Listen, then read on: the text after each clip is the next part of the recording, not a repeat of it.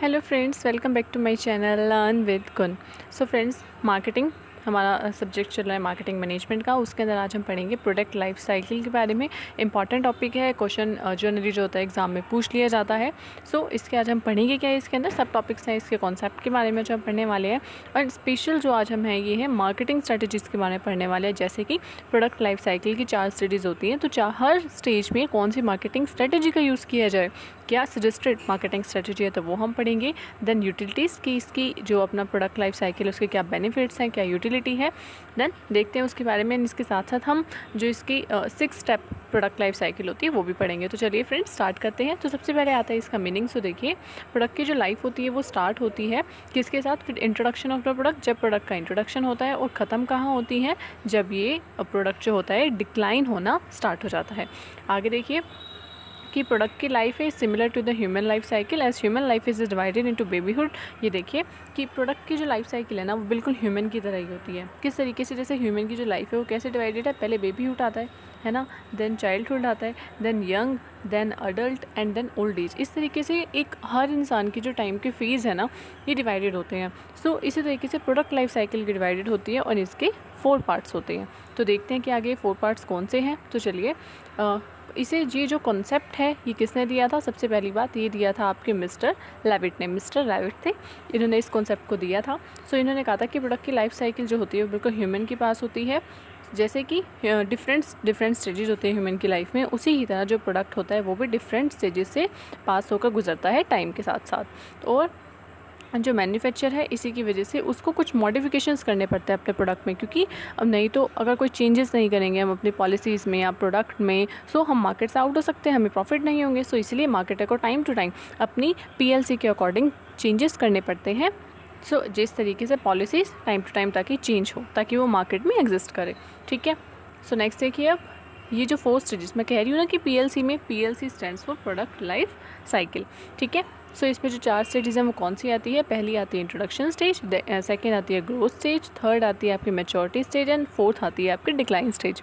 Mister Levitt के according पहली 4 stage इन्होंने साइकिल ली थी। उसके बाद 6 स्टेज जो आपकी पीएलसी होती है वो भी एग्जिस्टेंस में आई थी। हम उस 6 स्टेज की भी बात करेंगे, बट उससे पहले हम इन टर्म्स को क्लियर करते हैं। सो ये कह रहे हैं कि प्रोडक्ट का इनसे पास आउट होना, इन सारी स्टेजेस से पास आउट होना आपका पीएलसी कहलाता है। So this is the easiest definition of the product life cycle. ठीक है।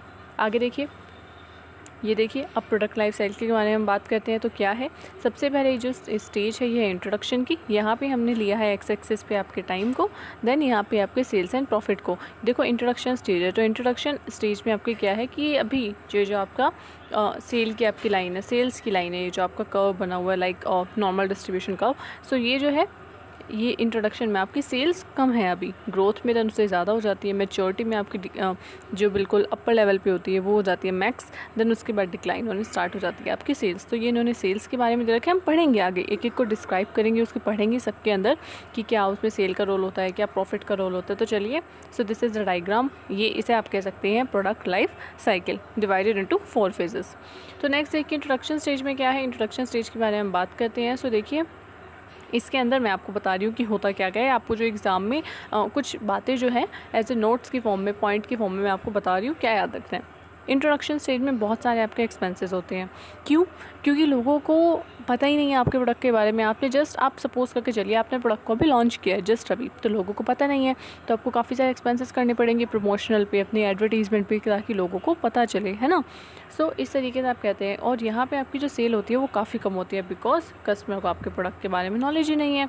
तो इस सबसे पहले इसका फीचर क्या है, लो एंड स्लो सेल की सेल कम होती है। अब सेल कम होगी तो दूसरा इफेक्ट इसका फीचर क्या, आपका प्रॉफिट भी कम होगा। ठीक है। लैक ऑफ नॉलेज, यानी कि कंज्यूमर को अभी आपके प्रोडक्ट के बारे में नॉलेज नहीं है, तो नॉलेज भी नहीं होती है। नेक्स्ट आता है फीचर इसका कि प्राइस हाई है, काफ़ी ज़्यादा आपके प्राइस हाई है, क्योंकि इस स्टेज पे आप कुछ रिवेन्यू तो अर्न कर नहीं पा रहे हो, तो आप प्राइस स्टार्टिंग में ऑफकोर्स थोड़ा आपको ज़्यादा ही रखना पड़ता है, ताकि एटलीस्ट आपकी कॉस्ट तो कवर हो, जो कि नहीं हो पाती इंट्रोडक्शन स्टेज में।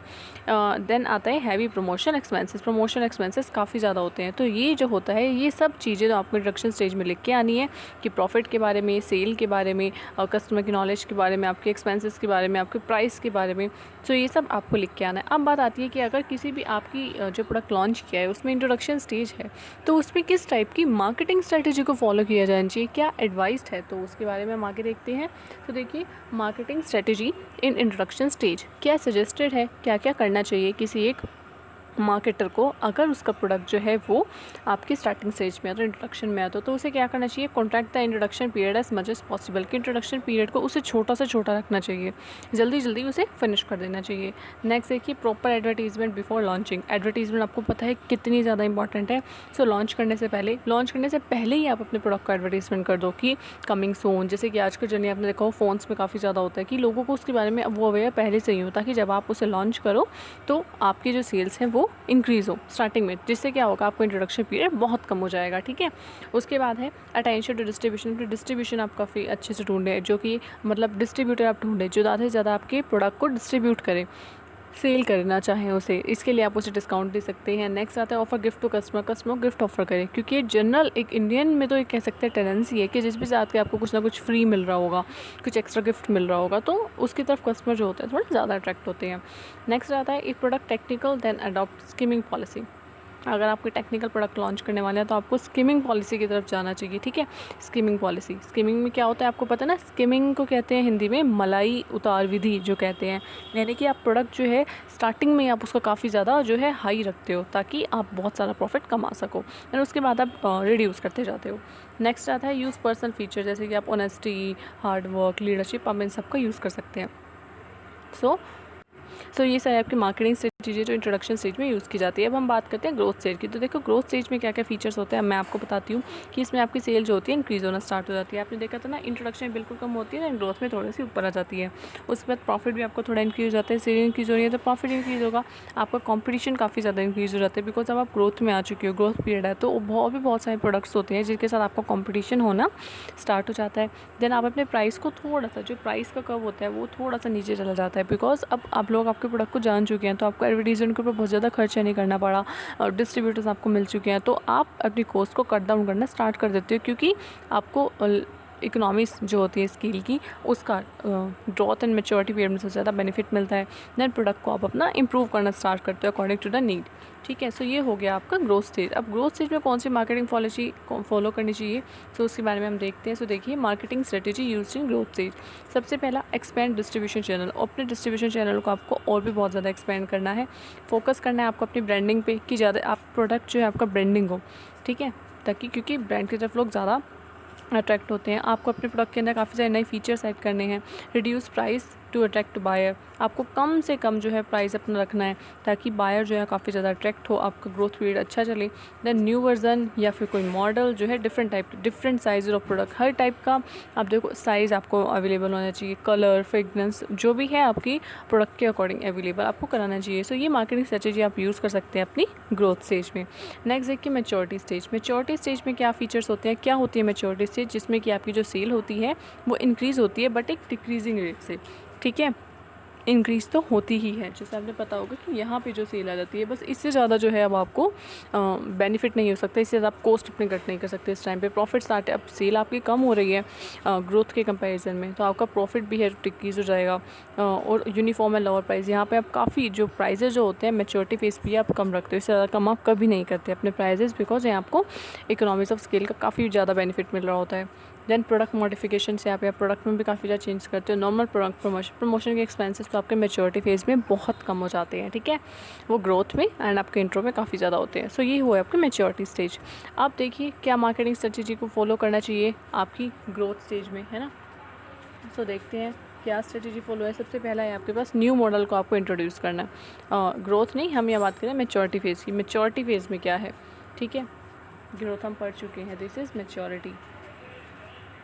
सो आगे देखिए, न्यू मॉडल को आपको इंट्रोड्यूस करना है, अपनी मॉडिफाई करना है अपनी क्वालिटी को, मार्केटर को ट्राई करना है कि वो नए एरियाज़ में आपका एंटर करे, आपने आपका स्टाइल को चेंज करके देना है, प्रोडक्ट के डिज़ाइन को चेंज करके देखना है। आप नया वे में आपको प्रमोशन में क्या करना है, जैसे फ्री सैम्पल देने आप स्टार्ट करो, ताकि आप मैच्योरिटी पीरियड को थोड़ा ज़्यादा आप कर सको। डिक्लाइन में जाने ही मत दो अपने प्रोडक्ट को, यानी कि काफ़ी टाइम तक आप मैच्योरिटी फेज में रख सको। ठीक है, इंट्रोडक्शन लेके आओ, नई पैकेजिंग करो, नया रैपर्स लेके आओ, ताकि लोग आपकी तरफ अट्रैक्ट हो। अगर आपका यूनिट प्राइस काफ़ी ज़्यादा है तो आप इंस्टॉलमेंट यानी कि एक जो चीज़ है, एक प्रोडक्ट आप काफ़ी ज़्यादा महंगा दे रहे हो तो इंस्टॉलमेंट का यूज़ करो, मिडिल मैन को जो मार्जिन इंक्रीज़ कर दो। तो ये सारी मार्केटिंग स्ट्रेटेजीज जो आप जनरली यूज़ कर सकते हो अपने मैच्योरिटी पीरियड में, ठीक है। नेक्स्ट आता है डिक्लाइन स्टेज में। क्या होता है डिक्लाइन में? आपको पता है सेल तो आपकी बहुत ज़्यादा कम हो जाती है, बिल्कुल लास्ट में पहुँच जाती है। सेल कम हो रही है तो आपका प्राइस भी कम हो प्रॉफिट बहुत ज़्यादा कम हो जाता है, प्राइस बहुत ज़्यादा कम हो जाती है, बिकॉज आपके स्टॉक को कोई ख़रीद ही ना है ना। तो आप चाहते हो कि सस्ते में बस निकाल दो ताकि प्राइस कम हो जाता है। प्रमोशन के एक्सपेंसेस, आप प्रमोशन तो करते नहीं हो। अब डिक्लाइन से जब प्रोडक्ट आपका मार्केट से आउट हो चुका है, लोग डिमांड नहीं कर रहे तो आप एडवर्टीजमेंट क्यों करोगे? सर प्रमोशन के खर्चे भी नहीं होते हैं। And problem of over production क्योंकि आपके पास जो ऑलरेडी स्टॉक रखा हुआ है आपको उसे सेल करना होता है। सो ये डिक्लाइन से जब उसे कोई खरीद नहीं रहा होता है, सो इससे क्या होता है कि ओवर प्रोडक्शन की प्रॉब्लम बहुत ज़्यादा हो जाती है। नेक्स्ट देखिए अब इसमें क्या मार्केटिंग स्ट्रेटेजी फॉलो की जानी चाहिए डिक्लाइन स्टेज में? देखो तो मेक पैकेजिंग अट्रैक्टिव, अपनी पैकेजिंग को आप थोड़ा अट्रैक्टिव कर दो ताकि एटलीस्ट जो आपकी कॉस्ट है वो तो कवर हो, ठीक है। उसके बाद आता है increase research and development and enter afford to increase introduction, ठीक है। कि कह रहे हैं कि अपनी रिसर्च एंड डेवलपमेंट डिपार्टमेंट जो है आप उसमें काफ़ी फोर्स करो ताकि फिर से आप अपने प्रोडक्ट को न्यूली कुछ चेंजेस करके उसे फिर से इंट्रोडक्शन फेज में लेकर आओ। उसके बाद आ जाता है जैसे कि एग्जांपल इसमें आप ले सकते हैं लक्स का, बिकॉज लक्स जो आपका साबुन है, सोप है, वो कितने टाइम से आ रहे हैं, यानी कि आपकी 90s की हीरोइन से लेकर इस टाइम तक के हीरोइंस भी उसे ऐड कर रही है। तो यानी कि कितना वो मैच्योरिटी फेज से होकर वापस वो इंट्रोडक्शन में एंटर कर जाता है, बिकॉज वो टाइम टू टाइम अपने उसमें जो आपके कह सकते हैं फ्लेवर्स में नीड के अकॉर्डिंग वो चेंजेस करते रहते हैं, पैकेजिंग अट्रैक्टिव बनाते हैं, डिस्काउंट कूपन देते हैं। तो ये सब इस तरीके से आप कर सकते हैं। आपकी फंक्शनिंग होती है प्रोडक्ट की वो अच्छी बनाओ, अनप्रॉफिटेबल जो प्रोडक्शन है आप वो ख़त्म करो, रिव्यू करो अपने मार्केटिंग और प्रोडक्शन के अरेंजमेंट को, ठीक है। नेक्स्ट देखो एक 6 स्टेज प्रोडक्ट साइकिल होती है। सो अब हम बात करेंगे 6 स्टेज प्रोडक्ट लाइफ साइकिल की, कि 6 स्टेज वाली जो PLC होती है वो कौन सी होती है।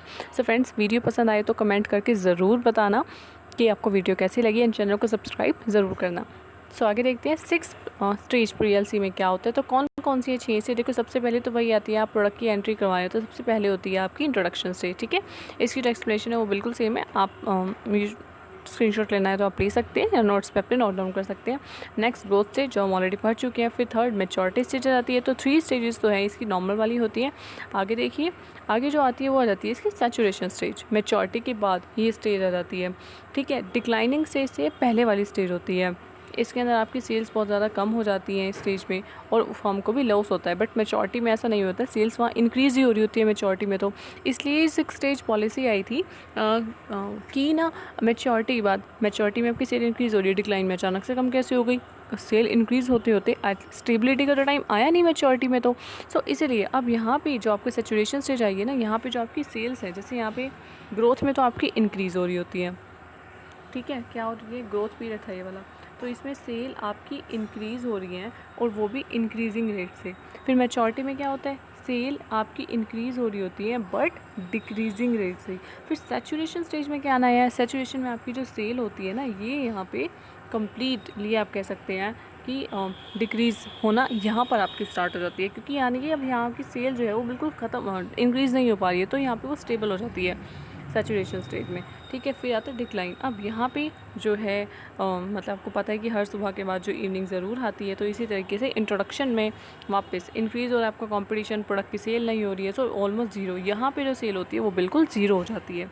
यहाँ पे स्टेबल हुई थी, कम हुई थी और यहाँ पे देन ज़ीरो हो जाती है। एंड उसके बाद ऑब्सोलेंस या डेथ स्टेज आप कह सकते हो, तो यानी कि प्रोडक्ट जो आपका मार्केट से आउट हो जाते हैं। सो ये जो 6 स्टेज आपकी प्रोडक्ट लाइफ साइकिल है, 4 स्टेज वाले हम पहले पढ़ चुके हैं। So these are the 6 stage product life cycle, ठीक है। अब देखो इसके बेनिफिट्स देख लेते हैं एक बार कि इसके बेनिफिट्स क्या हैं अपने प्रोडक्ट लाइफ साइकिल को। देखिए आप प्लानिंग करने में हेल्पफुल कर सकते हैं, कंट्रोल टूल है आपका।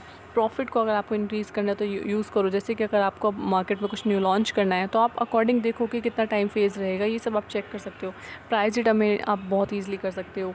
मार्केटिंग प्रोग्राम अपने लिए आप ईजिली फ्रेम कर सकते हो। And development of new product, यानी कि अपने न्यू प्रोडक्ट की आप डेवलपमेंट भी काफ़ी अच्छे से कर सकते हो, है ना। सो फ्रेंड्स अगर वीडियो पसंद आए तो वीडियो को लाइक ज़रूर करना। तब तक मिलते हैं अपनी नेक्स्ट वीडियो में। एंड आपको भी अगर किसी टॉपिक के ऊपर वीडियो चाहिए हो तो आप कमेंट करके ज़रूर बता सकते हैं। मैं आपकी of course I will help you. Till then friends, bye bye, take care.